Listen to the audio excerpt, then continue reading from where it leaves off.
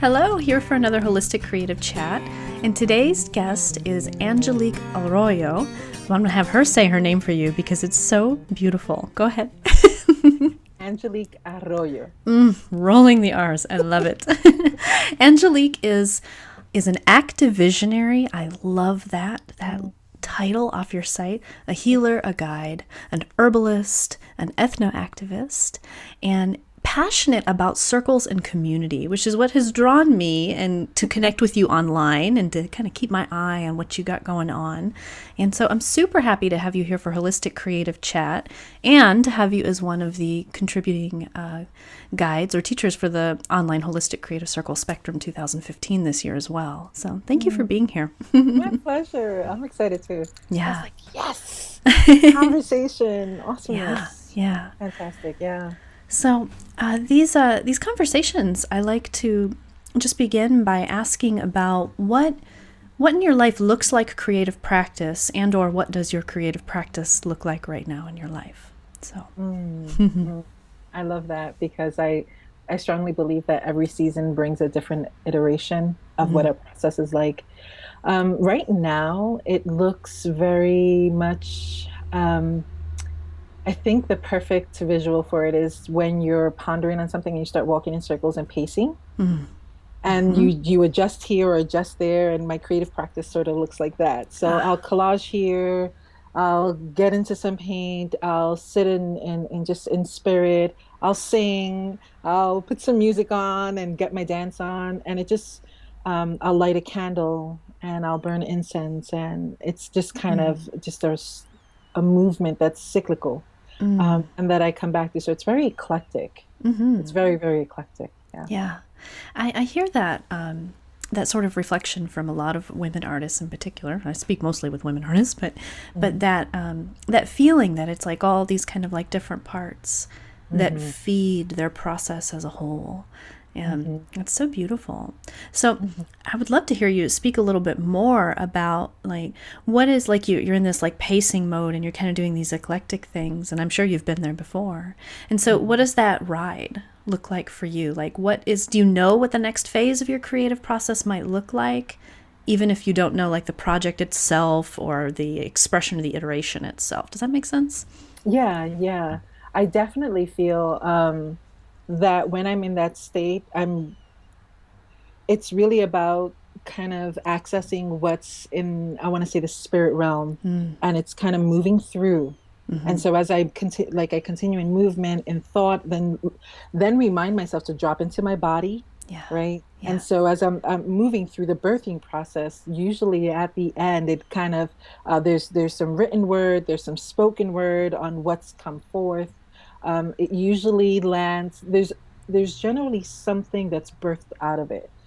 And this is like whether it's a personal thing or something that I create in space with others. But there's definitely always a vibe coming through that needs to be manifested in this realm, right? Does that answer your question? Does that make sense? Yeah, that's Okay. beautiful, and it speaks to me about my experience with process too, and particularly because you mentioned like it's kind of like the spirit world or the dream world, but it's something that maybe it's some sense of world or state that feels not as grounded as we think of in day to day reality type stuff as we do. It's more of a being, and often there's less words with it. And so, like, Yeah. what I find is like the little bit of dancing, the smudging, the little bit of collaging, the little bit of paint, all of those pieces become like almost like tethers or anchors that put my foot back on the ground for a second and then come back up in. And then it's like you're collecting something that has no description. Yeah. And yeah. Yeah, yeah. I usually busting on that because I'm like, there's this I mean, it's this longing to manifest, so that it's something tangible, something that we can grab a hold of, because that realm of creativity, I do this, and yet I recognize also that it comes from, that like up chakra type of energy thing, Yeah. just this intersection of movement. And often enough, it's like trying to grab, and I'm obsessed with words as a poet. Like I Hmm. like slamming them down and Yeah. just breaking constructs with it. And when I can't move something into that manner, I'm like, ah! Uh-huh. And so that's when I'm like, okay, let's get some paint out. Okay, let's collage. Okay, let's dance. Let's move until and it's really a gift of patience and learning to be with spirit. Hmm. Yeah. Uh, and it doesn't look in like this perfect, compartmentalized thing. It's like as women come that cyclical movement, that's really sacred. And so I'm often like, I'm trying to like, wait, how can I, manifest this? How can I give language to it or express it so that it Yeah. can be healing for others as well? Hmm. What a gift that we have all these different sacred tools for our medicine bags too. Really. Like, oh, Mhm, so beautiful. So you were very passionate about community mhm, mhm, and circles and holding space. And I'd love to hear you speak a little bit about that, whatever's coming up for you on mm, that. mm. I One of the things that I've been moving in, I'm doing some work with my business and kind of restructuring. And one of the things that I continuously sit with about creating sacred space, and there's two words that I like to use in conjunction, safe and sacred. Hmm. And the reason is while I recognize the challenge in creating safe space when there's so many individuals and holding a space, Yeah. um, I also recognize that there needs to be a cushion, a place in time where we as individuals, depending the work that we're up to, right? For me, it's work with women or it's social justice work where we're creating these circles so that we can really sit with what is emerging for us, Hmm. what is coming up, tell the story with its shadow and its light, Yeah. because that process is healing. And one of the things that I've been noticing a lot in circle is the need to witness another human being Yeah. in their victory, in their challenge, in their tears, in their anger. And that to me has become possibly the most sacred act in circle holding. Hmm. Yeah. Um, and so I witness it over and over with the social justice work that I do, and also holding circle with women, how much we're in need of witness, Yeah. and Hmm. that building the capacity to hold for each other without trying to fix it, without Yes. trying to, get into that where, well, this is the suggestion. Let's hold that Hmm. and allow the fullness of that expression, whatever it needs to be, to come out and witness for each other, the pain and the glory at the same time. And so that for me, um, is a powerful work that I don't think I'll ever cease doing, Hmm. just because we need that so badly, as human beings, as women as well, spaces to really express without filter and keep it Yeah. raw and real. And those are my favorite type of words. Hmm. Yeah. Just keep it raw, just express it as it is without fixing and polishing. I So, couldn't agree with you more. mm, Um, I found that to be true, working as a nurse for some years, mm, with families and patients too. But that was really my most intimate wake up moment with the power of presence and the mhm, power of witness. And it's so easy to jump to how do we fix this? How do we relieve this? How do we, cover it over? Whatever it is that we're trying to do, mhm, transform it even, which is not always a mhm, bad thing. But even yeah, before that step comes the presence of witness. yeah, And that to me is the ultimate yeah, medicine. And it's a creative medicine, I feel deeply. mhm, mhm, Yeah, mhm, even though it feels it's a non-doing creativity, it's a being. yeah, yeah. Yeah. And that's where I often see the challenge sometimes for folks is really in the like just beingness of it. Like Yeah. there are some things, and I usually say this in a lot of social justice spaces. There's some things you can't do anything about. Hmm. There's a pain that you will not even be able to comprehend or have capacity for. And what we're hoping to do is in this space, begin to build in some small way capacity to hold for Yeah. another individual expression. Yeah. And that's a gift. That's a gift that keeps on giving, one. And two, it begins to allow us to really unearth the things that need to be healed. Hmm. the things that may need to be transformed, but not quite yet. Right now, it's sitting and witnessing what's happening for an individual. And it can even be the most beautiful expression of things Yeah. and movement. And yet, there's something incredibly sacred about silence. Mm-hmm. Incredibly Yeah.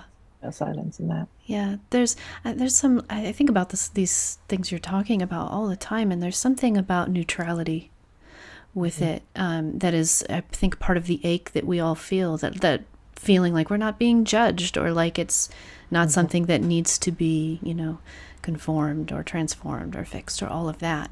Mhm. So on the receiving end of being witnessed is Mhm. is that ache for someone to just to hear it, even the beauty, without like making a huge fuss and, oh, this is great, because that's still a form of judgment, which is not Mhm. necessarily Mhm. bad at all, but it Right.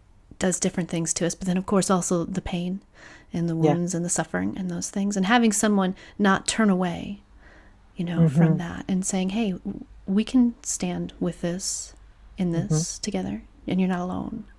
Yeah. Yeah. Yeah. And that's definitely like what kind of propelled me out of my home into community, Mm. was realizing that I had survived so many things, Mm. um, and not untouched, hugely impacted and wounded by trauma and things like that. And I had created a world of my own that was safe, that was sacred, that was grounded and nourishing. And I realized, I was like, I want to be a part of creating this for someone else. Mm-hmm. Yeah. I want to be able to sit in a space where other women and young girls can sit and be like, I do not get this shit. I don't understand why this is happening. You Mm-hmm. know what? I'm angry, or oh my gosh, this most beautiful thing happened to me and I don't even know how to relate to it. Mm-hmm. Just like whatever was coming up, I wanted to be part of creating the space and the capacity on the earth to hold Mm-hmm. these things. And Yeah. so like that, and that's what propelled me, like this idea that like, snap, I want to be part of that. I want to offer that. And I don't want to offer it from a place of perfection. Right. But I'm coming in and I'm like, I'm this magical space holder and I got all my shit together and it's pretty and I'm completed. I'm like, like I'm gonna sit with you. Yeah. I'm going to sit with you because we're all growing and changing and evolving. And there's this again back to the sacred. There's a sacredness and being able to be raw about where you're at, Yeah. and Yeah. that's a powerful witness to each other to be like, the dishes are piled high and I don't know where the relationship's going, and but I'm here and I'm trying to like get a breath. Can we just talk about this? Mm-hmm. And that's beautiful work to me. That's just a beautiful And place. don't you find too, in circle work, like this is what I find again and again, and it just lights me up. I get chills. Is that is the piece that builds the sacred trust in circle work, is Yes. when you show up, whether you facilitate or you do the inviting or whatever that is, but when you just show up and you're a participant with them, you are Yes. open, there, raw, as you say, vulnerable, you know, shitty day Yeah. or good day, you're Yeah. there. Yeah. It's what I've dubbed like leadership redefined. It's Mm-hmm. really shifting the paradigm of leadership to this space where it means that we are sitting now that definitely there's really conscious work around like how we bring our fullness, our pain to the table. Mm-hmm. And recognizing how to do that in a healthy way, so that Right. folks don't feel like, oh my God, what the hell was that? They're like, Yes. there's not that. Mm-hmm. But recognizing that leadership is this powerful, transformative tool that needs to happen transparently in order to build Yeah. relationship and Yes. respect, Oh, yes. right? And so, like, if Mm-hmm. we can do that in circle and we can do that in community initiatives and movement, we can transform the way we're relating to each other and the potential that we see in each other to rise and be part of creating a world that is fit for all of us. Mm-hmm. And that's something that to me, again, it's like one of those things that I was like, I think we need to have this conversation on a larger scale in community, Mm-hmm. redefine what leadership looks like in business, redefine what it looks like in community movement. Because the minute we begin to elevate the facilitator, the leader, whatever you want to call that, right, Mm-hmm. up to a place where it's untouchable, Yeah, it's inaccessible, exactly. Yeah. right? And so it contradicts the essence of leadership in that in every individual there is this ownership that needs to happen Mm-hmm. where we become conscious creators and co-creators in community. Yeah. And so I'm like, for me, and I sit and I'm extremely transparent, generally because I recognize the power of bringing the fullness of who we are and the Mm-hmm. fact that we're not done and we probably won't be ever. And we're going to Hmm. evolve and change. And that's okay. There's nothing wrong with that. We could still be powerful. We could still be impactful. We could still transform things. And at the same time, we could still be figuring out what's going to happen next in our own lives, Mm-hmm. figuring out what it looks like now, or the pain and sorrow and all of that good stuff. Yeah, not So, have the answers. Be yeah, actively engaged with the mystery of it all unfolding, literally. yeah, And yeah, yeah, yeah. so good. So the, Mm. the question that I ask everybody is, how do you define healing today? Mm. How do I define healing? I define it as a, if words can even, right, uh, fit into that construct, but as a process from the inside out Mm-hmm. that is ever present and ever happening. Mm-hmm. Um, I don't I don't see healed in the traditional sense that at some point it's no longer there, or you know what I mean. There's always scar tissue, Mm-hmm. right? Boundaries that need to be set, and ways to move so that we can sustain the health of whatever area of our lives we've been just kind of bringing into its fullness. And so for me, I think that is what healing is, a process Mm-hmm. by which we're doing the work from the inside out. Um, yeah. Hmm. Ongoing. I feel that Yeah. way too. Yeah, it's just part of life. Yeah. Yeah. I've personally discovered with myself that there's some things that I'm no longer where I'm at, Mm-hmm. but I'm still in the process of bringing, I want to say wholeness to that, and Mm-hmm. wholeness not to mean completion, Mm-hmm. but just really bringing, if you will, like a balm to it. And I recognize that the older I get and as the seasons pass, there's another layer to heal through and another layer to bring back and kind of let go of. Mm-hmm. And so that's why it seems so process filled to me because, um, and I often talk about this with survivors of sexual assault or um, an abuse. It's the idea that triggers and things like that um, manifest differently as Mm-hmm. you're walking through your process. Mm-hmm. It Absolutely. doesn't look the same. Yeah. And so where something before where it could have been a smell or an action trigger, longer down the line, that may not do it anymore, but something else on a subconscious level may. May sneak up and then you go, oh, I Yeah. thought I dealt with that, but there it is Right. again. Yeah. Yeah. Mm-hmm. Yeah. And so that's why Hmm. healing is something that is this process because it's ever unfolding as you go through your seasons and recognizing and being able to see, oh, this is another layer where this Mm-hmm. has impacted me as a human being. Yeah. And I want to be able to heal that and Mm-hmm. also bring health to it. Yeah. And what I hear in what you're saying in between the words is this it's bringing a creative perspective to those things when they show up again, for instance, because that's what allows us to see it as part of a process rather than Right. as another sticking point or something. On Right, right. Yeah. Which can be very challenging because again, it's our like this human obsession with completion Right. and that we're Yeah. done, right? And like, Destination oh, point. yeah, I'm good, I figured it out. And then when shit pops up, you're like, oh my gosh, where did that come from? I thought I had recovered. And so the question is, well, for me, I'm always saying I'm in recovery forever from perfectionism, from a whole bunch of shit. All right. You and me, sister. I'm like, yeah, like there's still little twitches and I gotta work through some stuff. But it's the recognition of how can I learn to be more attentive to myself, kinder to myself, Mm-hmm. dropping in deeper with myself, because my capacity to do that for me allows me to also offer that to another human being. Mm-hmm. Yeah. That impact is so powerful, because then I understand, and this is not a perfected thing where it's like, oh, we're all healing, so when you drop your shit on me, we're copacetic. I get it, you're healing. No, it's gonna drive us bonkers, Mm-hmm. and we're gonna rub each other like that. And being able to really speak to our own truth and help and bring ourselves to a healthy space and a healthy movement is what becomes important. But it's one of those things where I'm like, okay, whether we like it or not, and this I talk a lot about in leadership classes, I'm like, whether we like it or not, our shit impacts each other. Yeah.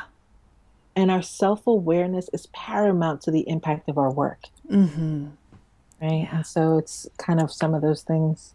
Oh, Um, yes. yeah, You say that very well. Yeah. thank you. Thank you, Angelique. This has been very inspiring. I feel all charged up. Like, it's great. Oh, all Thank right. you. My So pleasure. thank you, everyone, for listening. And yeah, do you have anything you want to share happening or coming up, or just your website? Well, you can find me at thepassionatewisewoman.com. I'm going to be soon shifting that a little bit and concentrating some of my work a little bit more. So you can just go sign up for the sister letters, and I can keep the Perfect. details going on in there. But thank you so much. I am so excited for the lineup in the spectrum. It's Mm-hmm. so badass. I know. Oh my It's really gosh. diverse perspective coming in, and Yeah. approaches, and your workshop is called The Rise of a Medicine Woman, which, oh my gosh, I was almost in tears when I saw that with just joy. I was like, oh, yes. Yes, yes, yes. It's definitely a season Mm-hmm. where it's like fine wine. We get to figure out how we rise in these times and generations. So I'm excited. I'm excited Mm-hmm. to work in there. All right. Thank you Thank so you much, again. Hali. Yeah. Bye, everyone. Bye.